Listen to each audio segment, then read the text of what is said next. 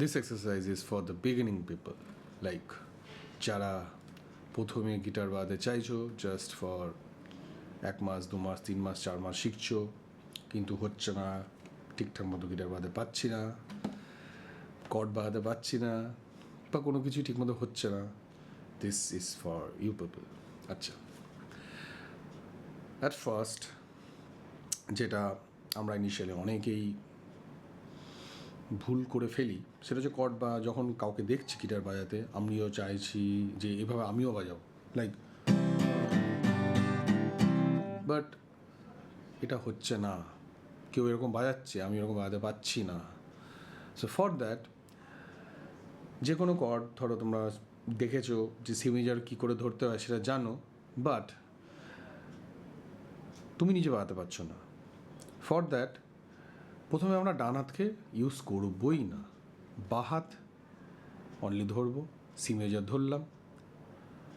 এইবার সুইচিং, যেটা আমার অবস্ট্যাকল হয় বা সুইচ করতে পারি না উইথ টাইমিং, তাদের জন্য কি করতে হবে, just count it and change it.